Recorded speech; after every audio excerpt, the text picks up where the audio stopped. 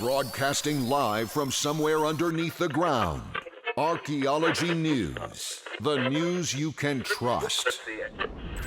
So for our first story, we are going to be returning to Brazil, to a site called Serra do Letreiro, and I'm sorry, I've never spoken Portuguese, so if I butchered that.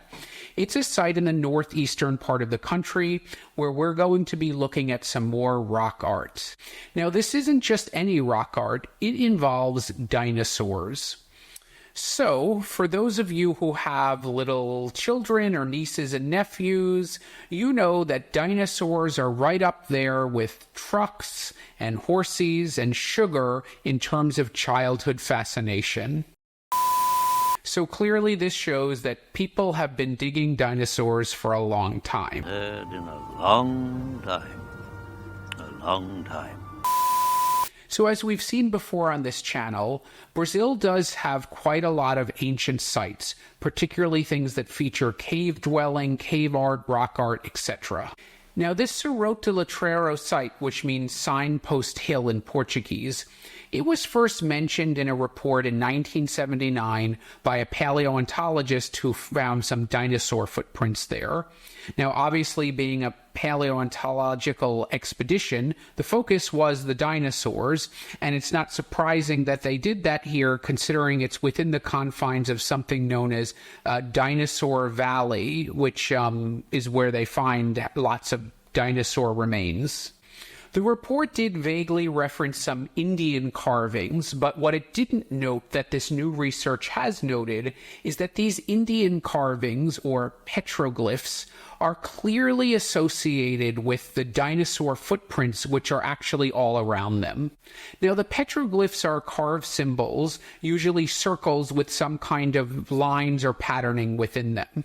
However, they're obviously placed purposely very close to the footprints, some of them just a couple inches away. The whole assemblage is not quite as clear as these enhanced pictures and diagrams make them out to be, but it's also not super obscure either. Now, how were these missed? Well, I would just chalk it up to the fact that different people are experts in different things. So because this was a paleontological expedition to begin with, they were pretty much just interested in the dinosaur footprints and didn't really pay attention to the man-made stuff. Now, most of the petroglyphs are pretty abstract, like those ones we saw before, the circle with the kind of cross in them, or these circles with the starbursts in them. However, there are some that clearly were made to resemble the dinosaur footprints. As for those dinosaurs, we have a few different kinds represented here. There are theropods, like what a T-Rex is. There are sauropods, like a Brachiosaurus. And there are iguanodons, like a Megalosaurus. In terms of dating, there are new high-tech ways of estimating the dates of petroglyphs, but those haven't yet been applied at the site. For now, all we have to go on is a very wide range of dating based on radiocarbon dates of human remains that were found in the area.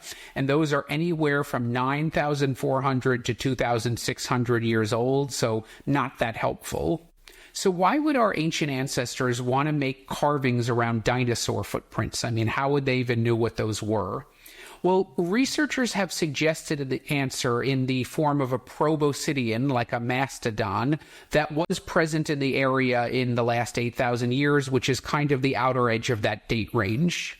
Now, proboscidians are the order including elephants, but elephants are the only surviving family left in this order, so whatever these proboscidians in the area were, they would have gone extinct already.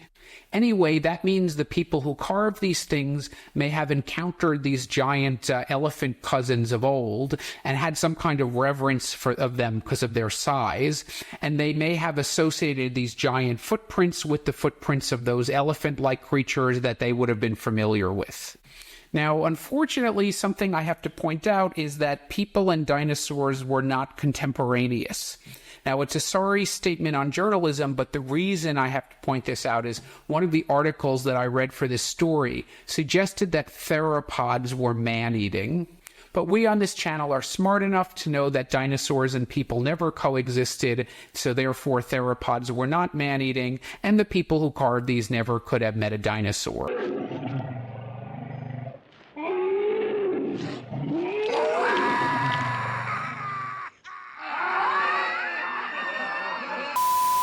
Anyway, but I think the whole Proboscidian thing might be reading too much into it. The bottom line is human beings have always looked around them and wondered about things.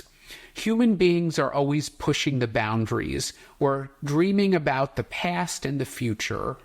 Now, this is much later, but I remember during a visit to Angkor Wat that the people who built that place in the 12th century must have dug up a dinosaur and been awed by it, and they incorporated it into their carvings in the temple. So yeah, people have always been curious, and it seems like have had for a long time that little kid reverence for and fascination with dinosaurs.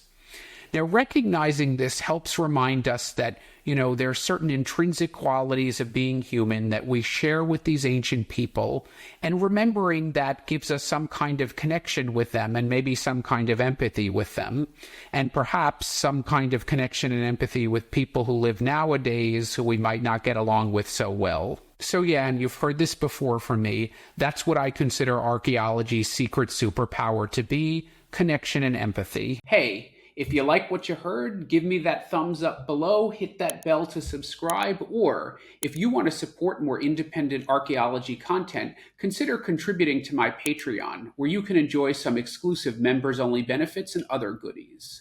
Until the next dig.